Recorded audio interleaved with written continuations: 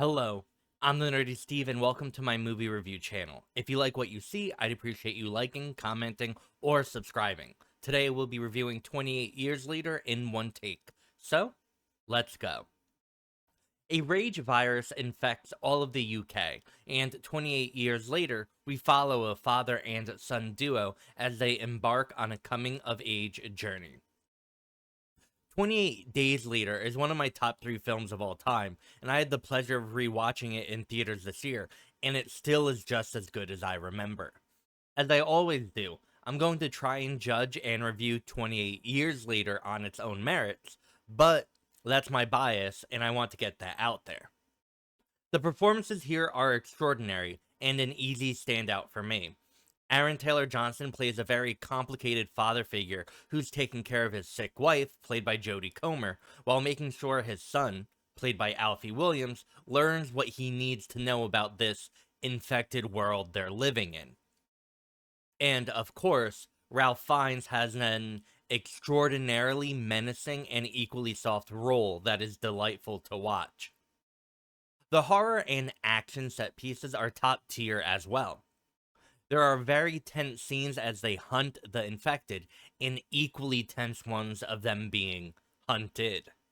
The movie builds up on the mythology of the previous films, and we learn a lot about what these zombies are and aren't capable of in some very horrific ways.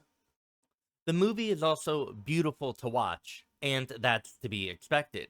However, I think some people might be put off at its stylization. It can be a little overwhelming at times and borderline unrealistic. I appreciate these more theatrical scenes, but again, not for everyone. There is beauty in horror, and Danny Boyle finds it. My biggest gripe with the film are these two things. The mother in this movie is a little too conveniently sick and too conveniently well.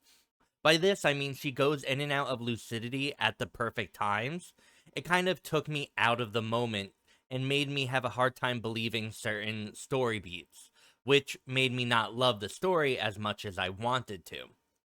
The second thing is that the film feels like it's a first in a trilogy, which I believe is the plan here. So it kind of seems like we're missing some of the journey.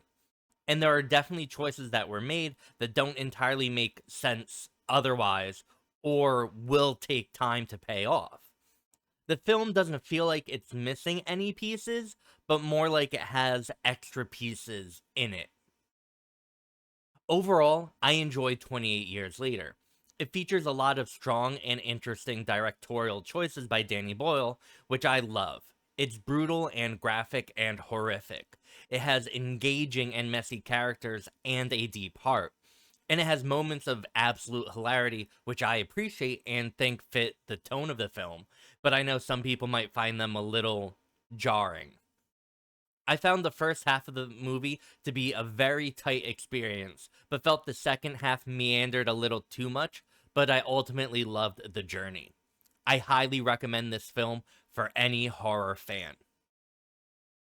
I'm the Nerdy Steve, and thank you so much for watching. And as always, like and subscribe and comment below to tell me how right or wrong you think I am. Have a wonderful morning, evening, or afternoon, wherever you are. Bye.